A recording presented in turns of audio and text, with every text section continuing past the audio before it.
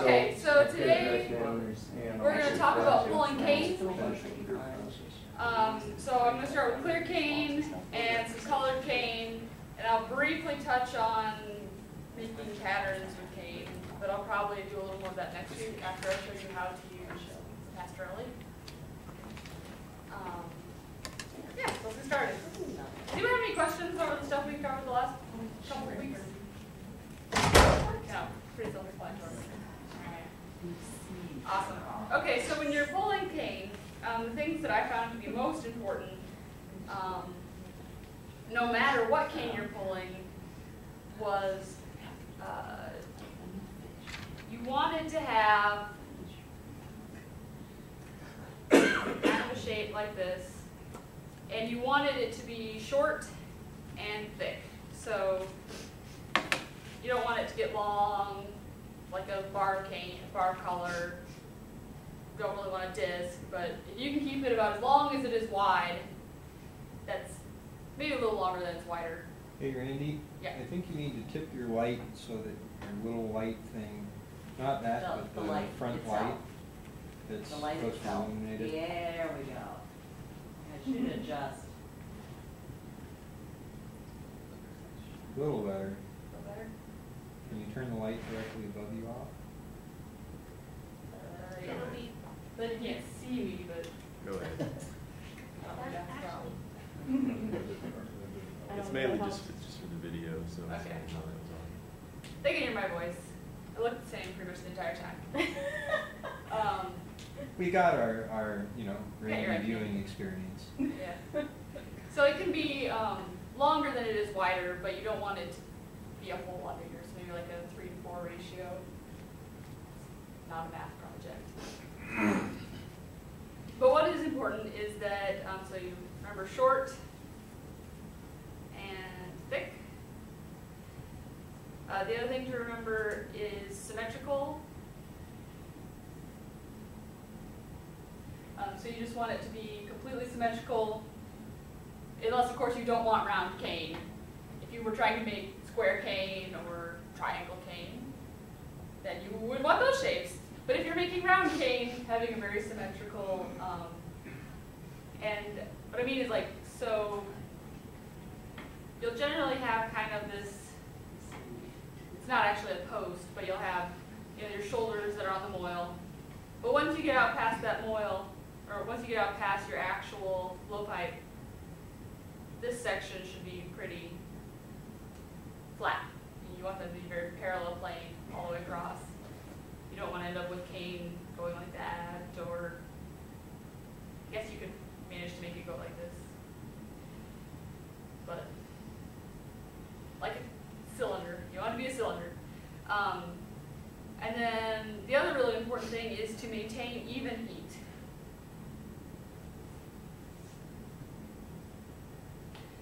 Okay, don't know that's right. Anyway, so you want it to be just as hot here as it is here. So when you heat in the glory hole, you need to be heating at least as far back as your moil, past your moil. And then you need to be heating the entire piece. And then remember that even when if you're just taking it out of the glory hole and you're just sitting in front of it turning, that top part that's closer to the glory hole is still heating. Maybe not as quickly as it was in the glory hole, but it's still heating. So don't just stand there in front of the glory hole. Move away. And naturally, this end of your piece is going to heat up quite a bit faster. So you're going to have to compensate for that with chilling it. And you can do that by just taking your pipe and putting it up on the marber and just chilling that bottom. Also a really good, but that's only so good up to a certain amount of area, especially if your marber isn't that big. So if you have a very thin marber, it's not, of course, not going to absorb nearly as much heat as, like, say, an inch thick 4-foot marber would, which can be kind of a problem with ours. Is as you work at your cane, our marbers are going to heat up pretty good, so they're going to slowly stop siphoning off as much heat. So keep that in mind. But you can quench the top like this, or what a lot of people will do is they'll simply just dip it right into the bucket, maybe like that top inch put it right into a bucket of water, hold it there, and I don't know, count to 10 or something. Not just a dunk, just to stick it in the water, hold it there.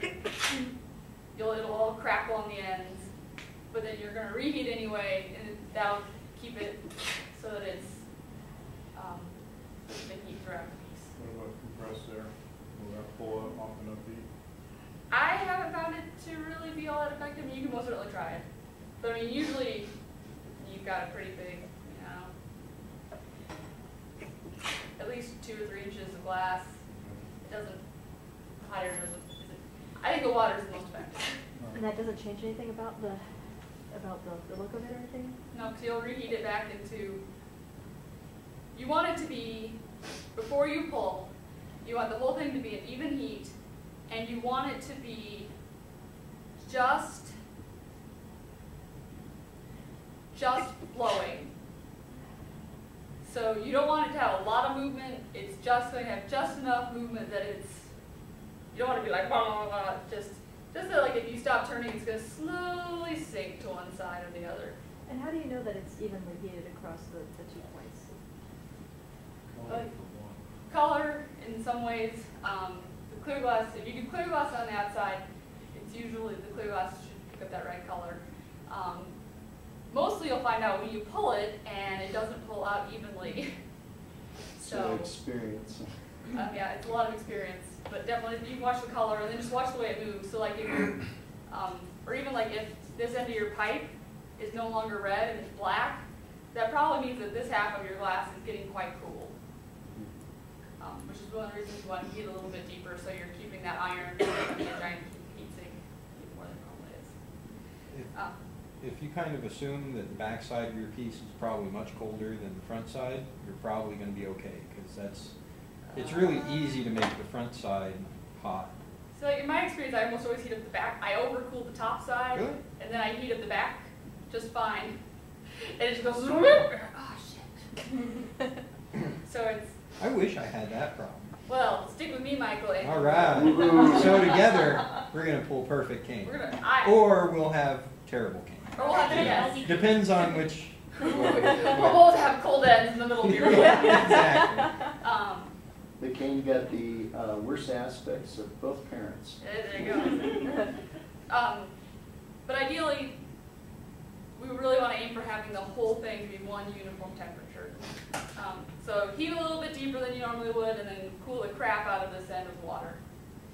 So don't be shy about cooling it. It's just going to take some practice till you kind of figure out where that right balance is. But yes, so that's the basic thing you need to remember about any time you're pulling cane. Short and thick, symmetrical, and even heat. I'm going to mostly talk today about round cane. You of course can pull other shaped cane. It's usually just a matter of shaping it. You know, if you want square cane, you flatten it, or you can stick it in a square mold. If you want cane with star pattern, you can put it in an optic mold. One thing to keep in mind though is that if you decide to optic mold or something like that, you know, most of our optic molds are shaped more or less like a cone. That's not going to pull out evenly. So you're going to want to make sure that if you're picking it, so if you optic mold or something, you're going to need to move that back into that symmetrical shape again. Okay. You can pull colored cane. Just take your bar color, pull it out, and so then I'll touch on that real quick. Mostly we'll talk about clear overcoating. So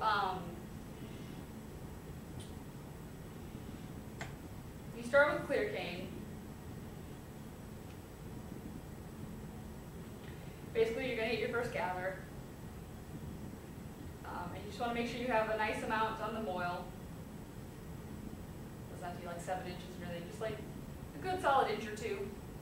This can be a little bit deeper than you normally make your, say, your first gather, assuming that you don't all gather 2 inches deep. I'm assuming this is on a putty, right? Yeah, Okay. So you put it on a putty, 1.5 inches. you just want enough that you're going to be able to support the weight. If you're doing just a few gathers of cane, and so you're only looking for like 2 inches wide, that you're going to pull out, not quite as important. If you want to be pulling some really big cane and you're talking about 5 inches of glass, you'll need that back support. And especially if you're making a large amount of glass, make sure you're using bigger punties instead of just small ones. Some people will use blowpipes, but if you do that, make sure you unclog them. Not really practice I recommend, mostly because I would forget to unclog them, but some people do. Okay, anyway, so you want some glass back on that pipe, but you know, you can build that amount of glass up, so take your first gather. First gather, you don't really need to shape too much because it's a first gather. Take your second gather, and then you're going to just start shaping. So you'll have your moil, start rolling it out, use the marber. When you do this, make sure when you're going across the marber that you're supporting the weight of the punty in your hands and not letting the marber support the weight of the glass. If you do that, if you support the weight, then you're going to end up around. If you let the marber support the weight, you're going to end up with that. Or some other really amazing shape that will not be very symmetrical. So, and this will become especially important. You're going to have to use your hands. Use your hands to marber back and forth. And it'll be more useful for you to marber if you walk the punty across. So instead of staying in one spot and then just going, you know, you being here and then going with your punty, that'll usually lend yourself to making this shape. If you walk it across, walk it backwards, but make sure you're keeping that punty parallel. You say walk, you mean move your whole body? I think you should move your whole body. Yes. Just want to make sure. There you go, yes. Stationary. Bad. Move.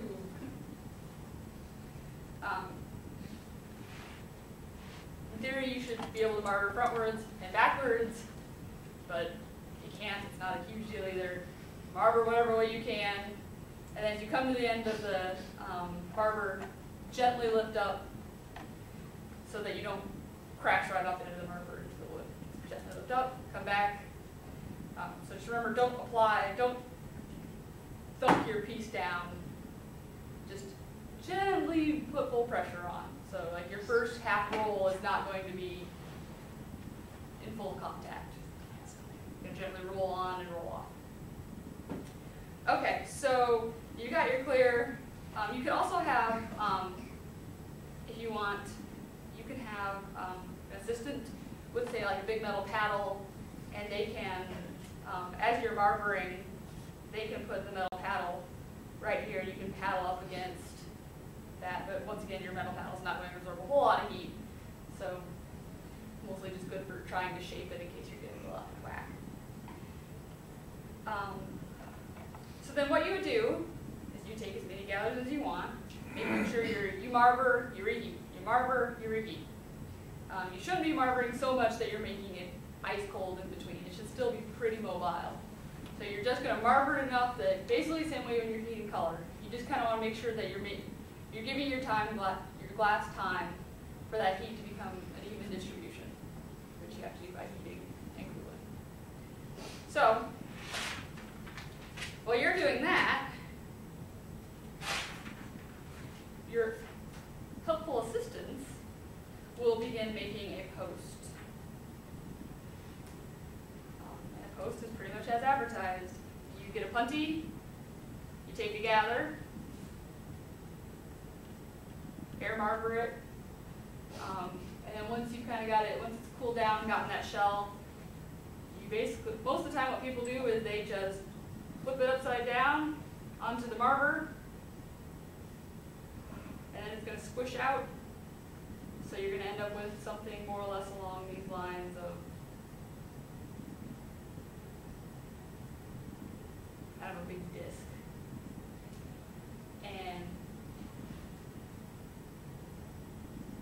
And you want your steel to be really close to the that glass. You don't want much. You want as little glass as possible between the end of your puntee. So you don't want, here's your puntee.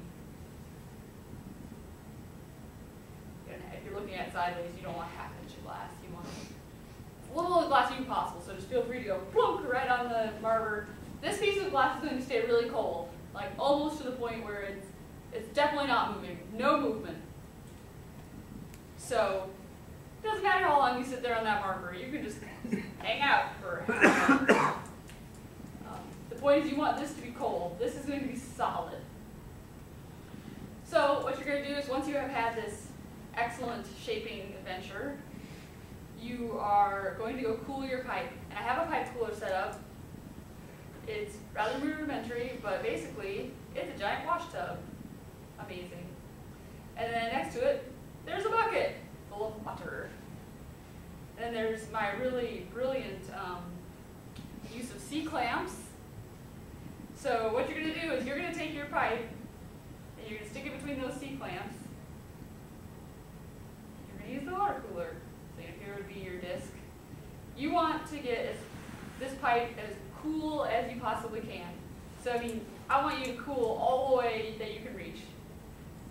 So you remember, start here and water it down that way. But then I want you to be able to grab that pipe within like 3 inches of that glass.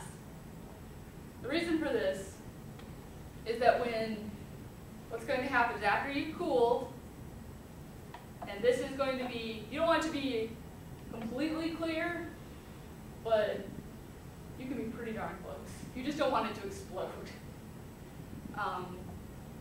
What you're going to do is you, the assistant, will hold the post on your happy little foot.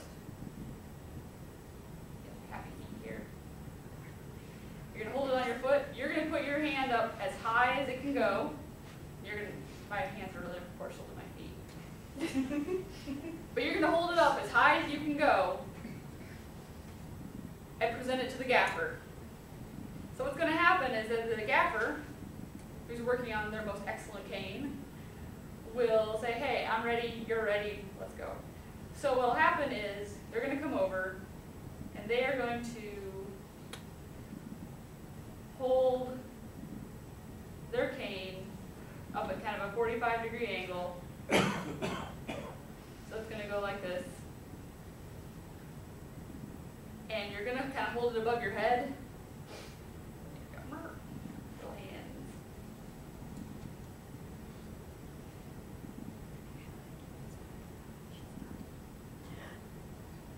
Yeah. There we go. Look at that. Okay, so you're going to hold it above your hands. And what's going to happen is you're going to let go with this hand, and you are going to take right below your assistant's hand, and then you're going to gently guide these two things together. And so this is one of the reasons why you don't want this to be too hot. Otherwise, your glass will rapidly head towards the ground, and you will be in trouble really fast. And then your assistant will move the post, and everyone will freak out. So you will grab this one, and what you're going to do is you'll go like this. You're just going to kind of get it under control, make sure they're nice and stuck together, and then you're going to hand your assistant this pipe. So this pipe will go to the assistant, who will grab it above your hand. It's him. You will have this pipe, and it will go with you. Okay? So you don't let go until after you've made contact, Yeah, right? once they're fully attached. Two hands make contact, then you switch one. I usually do it with just one hand to make contact. Okay. Like you get really close, grab, smush. And then once you've grabbed the other pipe, your assistant's just going to let go. So they'll just step backwards. You've got them all squished together. Put them together. And remember, the goal here is not to make it, at this point, is not to make it longer. So don't try and stretch it. You're trying to get those two pieces together and stuck and not worrying about getting longer. Longer is bad, unless you have to have extremely long arms. So keep them together. Your assistant's going to take that main blowpipe,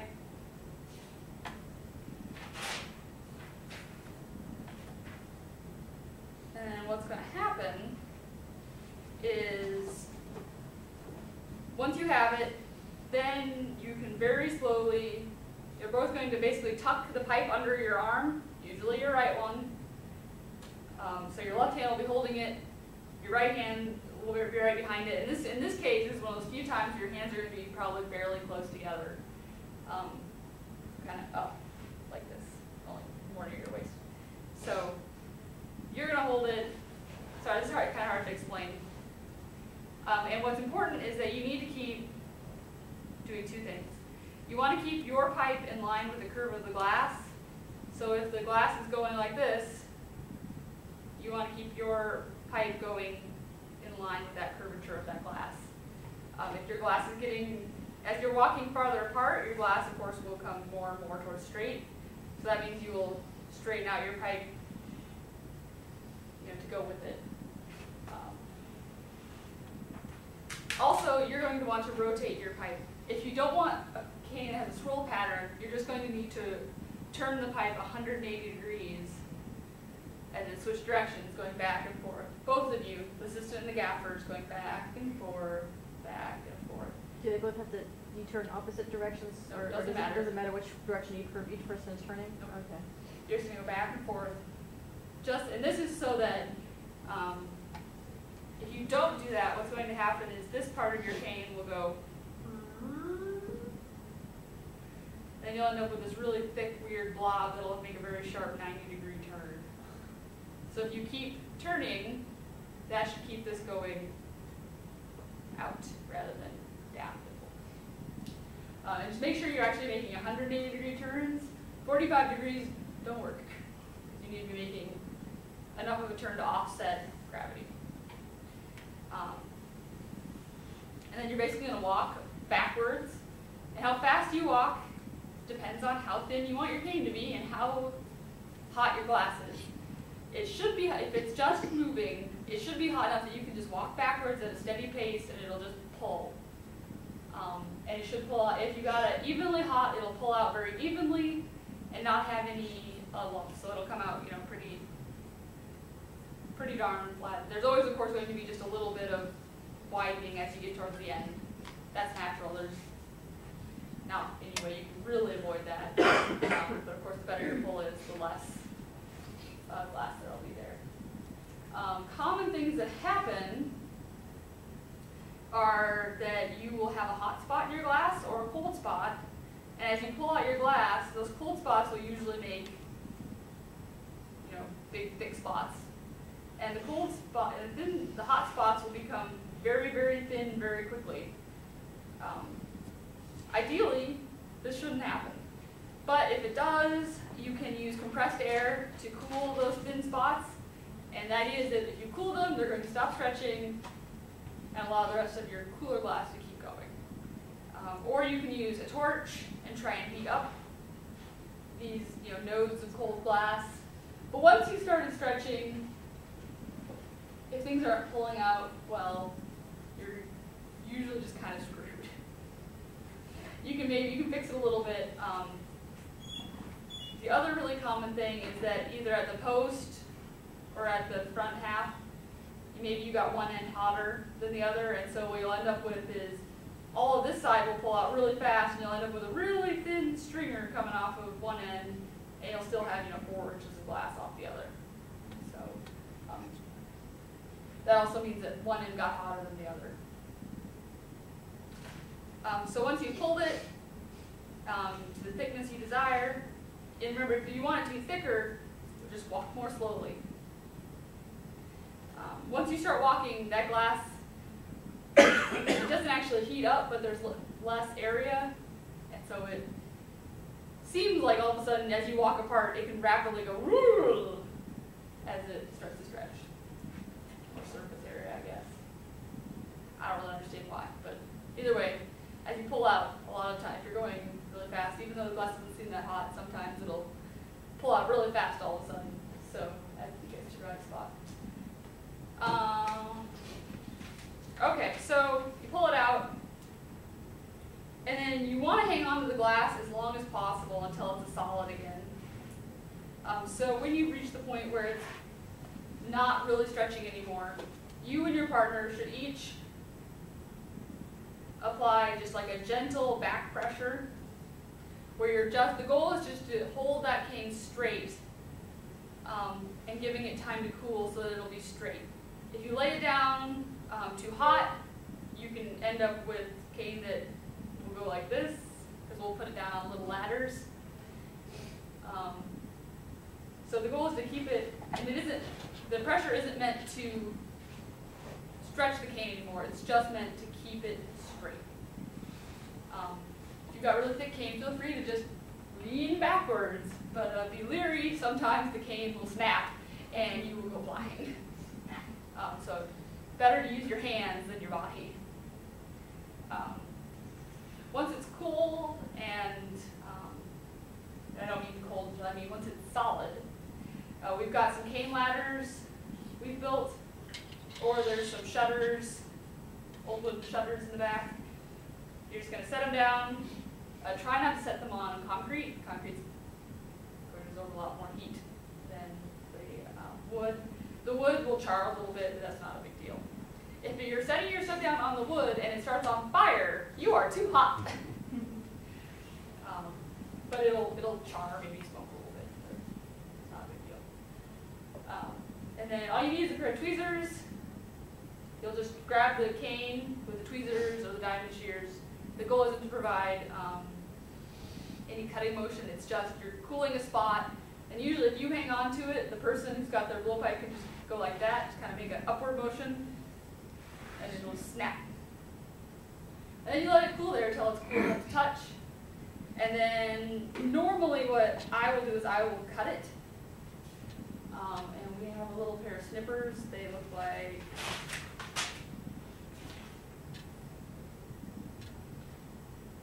just a pair of tile cutters. Nippers. Yeah, nippers. They have like a blade that kind of goes like this, and they kind of look like a pair of pliers. But the blades go like this. And then so you'll grab the cane. So sorry, it's hard to explain. You've got your cane. You'll put the nippers right here. The goal isn't to cut the glass with the nippers. It's just providing a stress point. So you will hold it. You don't have to like squeeze it. Just provide a firm grip on it. And usually what you'll just do is you'll just kind of shake the glass. It's easier to explain when I'm doing it. You just kind of wiggle it, and then that will provide the stress point. It'll just snap. This doesn't work as well as you get up into thicker and thicker cane. So if you've got cane that's more than half an inch, maybe a little thinner than that, I don't know. Then this doesn't work as well, and you might be better off getting a saw or a file. But usually, most people are making half-inch cane. What do you recommend? Like, say that I was making cane in sort of a millefiori kind of way, and I wanted to cut it into pieces. I've done that with the saw before, and when you use those to arrange them in paper weights, then the saw, it leaves sort of a strange surface on the glass, and then you get a whole bunch of little bubbles there on the surface. But when I cut them with the nippers, then they have a little edge that stays on them. You know what I mean? Yeah. What would be a good way to do that? If you are taking enough time with it, use that small jeweler saw. I have done that before. My thought Because would be that should cut it smooth enough if you're taking it very slowly, but it's very time consuming with that wood. Well, you're actually trying to do the Marini type, where you cut them real my thick. thought is that you just need to get your cane a Marini hotter. Kind of fire polish that edge. Oh, Yeah, that you just fire polish the edge, before like you or would gather give it over a, it or something. or like in our next class, I'll show you how to pick up cane. Uh-huh. When I saw people do millefiori kind of pieces, yeah, they just basically, you put it in there and you fuse it all together before you act, so that fire polishing will, basically fire polishing. I imagine you could probably just do it with a torch, but that might be a little hard out of the, it might be hard enough to get it hot enough without. If you put it on the hot plate and then preheat it with the torch too, picks up real nice and everything Right. else. Right. So my thought is just that the glass, the saw is Yeah. leaving.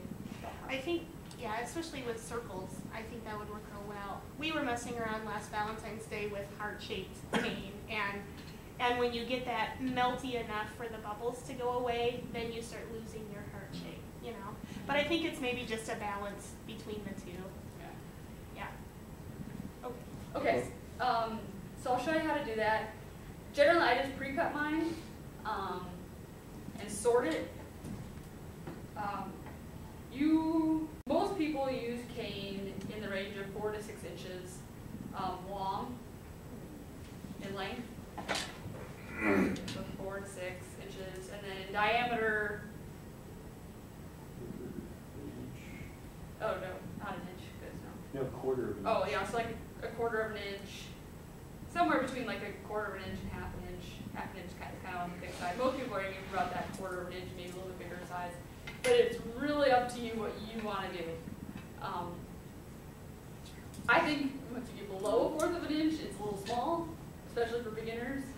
So I would aim for somewhere in that half inch, in that quarter, around that, maybe a little bit bigger than a 1/4 inch. That's really small, but a half inch No, is. that's really big. Oh. I think you guys are underestimating how big a 1/4 of an inch is. I like mine to be a good 1/4 inch. So, but I think that gives you a lot. If you're going to gather over it, you're going to want. When we do these cane roll-ups, there's no bubble on the inside, so you're just picking up the cane. So if your cane is too thin, you're not going to be able to gather over again. If you're doing something like a goblet, where gathering over again isn't going to be a big. You're not going to gather over. Yeah, thin is definitely better. But if you're doing something where you know you're going to gather over again, you're going to want enough thickness in your walls to regather. So either way, I like mine a little about a 1/4 inch, but yeah, most certainly there's people that pull it much thinner. So people that pull it much thicker as well. So anyway, kind of see what you're comfortable with. Okay. I will physically show you the size cane I like, and then you can decide how thick that is. My mine's like 1/4 of an inch, but it might be much smaller. So usually I'll just cut mine automatically into like 4-inch chunks, so that later. And the idea is that whenever you make a cane piece later, when you use a roll-up, you want all of the cane you use to be a fairly similar diameter. So you don't want a piece that's like that and then a piece like this. You kind of want them to all be a very similar diameter so that they heat evenly. So a lot of times if I pull cane, then I'll make a pile of, these are all about the same size. And then I'll make a pile of like, these are really fairly large, or these ones are fairly small, so that I can kind of resort them. You don't have to, but it saves you time sometimes. Right. Okay, so that's the basic idea behind cane pulling. If we do it with color, color is just a little bit different. So you start off with the same steps that we did when we did color drops last week. You pick up the bar color, however you want to pick it up. A little post thing here. Heat it up, get it melted all the way through so the entire piece is hot, even the inside. And then you take a punty, get it nice and red hot. You're going to drop that color on. This isn't, it doesn't matter. So in theory, it's better than symmetrical, but you're going to shape it, so it doesn't, not a huge deal. You'll pull a little bit of these edges down onto the pipe just to cement it, so that, especially for stiffer colors, this will be more important, so that they don't pull right off the pipe for bad contact. So it's just a way of ensuring that you have good contact with your pipe. So then you pretty much do exactly what you did with the clear. You're gonna form your general cylinder shape. And then if you want a clear, if you don't want a clear outside, you can simply make a cylinder shape, and if it's small enough, you can just grab with diamond shears on one end and pull. If you want clear on it, what you're going to do is when you gather over, the idea is you want to get as little glass as possible what's going to happen is you're going to have to cut off this top in some form or fashion because your color glass is going to need to touch the post. So as you gather and as you marver, feel free to kind of push this clear, marver on the side, push some of this glass back onto your piece. Stripping will make this extremely difficult. If you decide to strip, normally stripping and you end up with a glob at the bottom, so I wouldn't really recommend stripping. So you don't want to like put a jack line in the end and knock that off, or You will. Oh, okay, never mind. But the less glass you have here, the easier that's going to be. So you don't. What's going to happen is you're going to. I see this done two ways. You can grab your diamond shears and just kind of tweeze, or your tweezers, and kind of tweeze this out a little bit, and then cut with your diamond shears, and then break it off. The way I like to do it is, and the way I probably will do it, is I'll make my cylinder, and I'll just take a pair of jacks, and I'll just kind of put a little jack line in here, and then I will quench this in the water up to there. I'll just hold it in there until this part's pretty rock solid, and then we just bop it off. And that should leave you, if you were to look at the end, should leave you with a nice chunk of clear being exposed. So then you would marver it back into your cylinder shape, and then you would proceed like you would there. You put it onto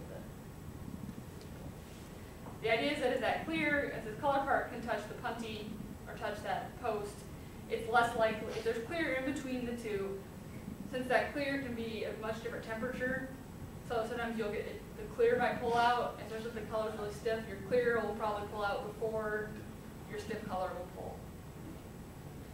It's not a guarantee, some people don't, but this is what the guy I learned with did. He liked to cut it off. Okay. Do you have any questions? Okay. If you're just going to use your cane in a roll-up later, just kind of keep in mind what the purpose of that cane is going to be. So if you're going to pull it again, you probably want to pull your cane a little on the fat side because you're going to stretch it a second time, so you want to have lots of color present. And what I mean by pulling it a second time is to say if you're going to make some more complicated cane, these are super complicated. You can, well, not yet super complicated, but I mean, you can make it as simple as just putting one piece of cane in some more clear, twisting it, and pulling it back out. It doesn't have to be the formalized designs of like the Latticino technique are very formal, but you don't have to be formal. It can be whatever pops into your little head of design craziness. So when I've seen Latticino cane pulled, I've seen it done one of two ways. Either I've seen people put cane into an optic mold that is mostly pretty horizontal, or I've seen them do a roll-up technique like we'll learn in 2 weeks.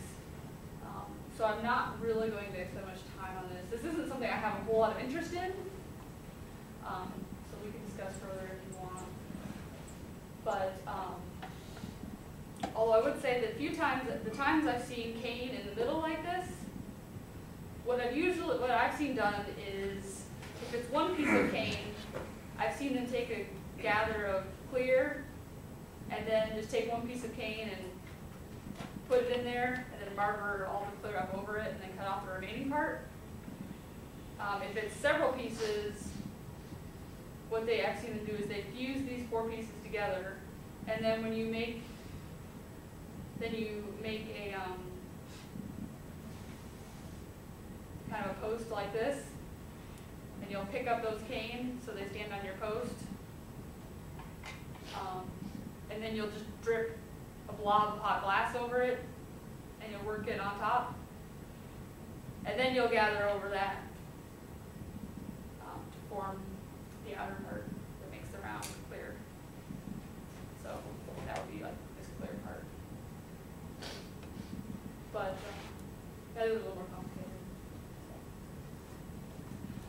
if you want to spiral your cane, if you've got more than, if you're not just pulling, if you're just pulling one color, spiraling won't do you much good.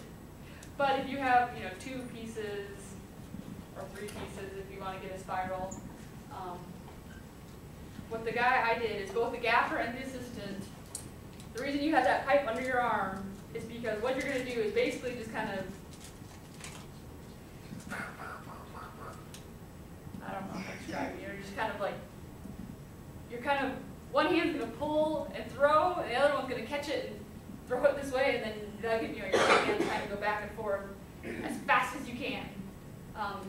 It won't matter so much when you're close together, then you can just do the hand turn, but as you're getting farther and farther apart, you've got a lot more distance to cover. So then all of a sudden you really just gotta, so like, also you and your partner need to be going opposite directions. So, otherwise you might end up with some really interesting cane which has, and so sometimes you see cane that go through. Kind of opposite Well, I mean, directions. you're You both both going do the same clockwise or direction. you both do You're going the counterclockwise. same directions, but because But- you're facing right. each other, Yeah. it's going up. Just Yes. saying. Yeah. Same direction, but facing different, yeah. So, but if you do have someone that's maybe doing like a left hand thing, using the left hand or something, keep in mind that at the end, your ends need to be going the other way. So, yeah. Okay, that's pretty much all I've got. Do you have any questions? Yeah. When we go to the shop, could you, maybe if there's some products over there that's made out of cane, say, hey, this is made out of cane, this is how I know that. I mean, when I look at some, I don't know that. Okay. Through my There's several inexperience. examples in the cabinets. Okay. Show you. Yeah, could you, that would be great. Thank you. No problem. A lot of times, the idea behind cane, well, what makes the cane desirable, I should say, is that you have that clear on the outside, so that, when you put these canes together, what will happen is this clear will blend, so you're just going to see very well-defined stripes that are very evenly spaced. A lot of times, if you see very diffuse, they're very dark here, but then very light here. It doesn't have a little bit with canes, as most of the time you're pulling around cane. But if it's very diffuse, a lot of times you're getting optic molding from powder or something like that. So, cane lines, most of the time, are going to be very distinct, so very well defined. Yeah. It's easy to react. Well, we'll show you. And not always, but almost always, they're going to have clear bands or other bands of other color around them. Although usually if you've got, if you're using one color here and another color here, which you can do if you want to overlay your colors. But it usually doesn't make much sense because you can't then see the inner color. But Well, sometimes if you want to make, like a really I guess if you're vivid making- red or a really vivid green, you can overlay a translucent, like a red or translucent green on top of a white. And that ends up giving you a much stronger stronger color color. than if you had just pulled that single color. yeah, that's very true. That's very true. Which would be, I guess, maybe a good reason for doing it that way. But or if you're making something like marine, where you want to overlay it, you want to get, so if you're cutting it crossways, you want to get the pattern. But normally, if you're just going for straight cane, probably not necessary. Last time I was up at Foci watching, there were some guys pulling cane, and they picked up their transparent first, and then they overlaid it with opaque, and then they proceeded to make their pieces and everything. And I was just kind of, well, and they got done with the pieces and everything. I'm like, but isn't that like transparent on the inside? And as soon as he said, well, we're going to sandblast these, then it was like, the lights came on, and I understood the effect that they were going to get by having the transparent on the inside and the opaque on the outside. And, because it was going to remove a layer of opaque on the very outside of the piece. And That would also be a way to do, if you had a piece where you had your cane and all the colors on the outside, when you do the roll up, you'd have solid color bands all the way around. You wouldn't have the space in between, if that's the effect you're looking for. Yeah. There are an endless array of things you can do with your cane. You just let your imagination run wild. Jam. All right, so minutes, we'll meet over at the studio. And be awesome. We're gonna work on the big glory hole today, so it's a little more inconvenient for everyone to watch, but also the small one doesn't work. So it's gonna be easier for us to pull. So we're gonna kind of have to shift some stuff around. We're not really sure how we'll do it, but it will all work out.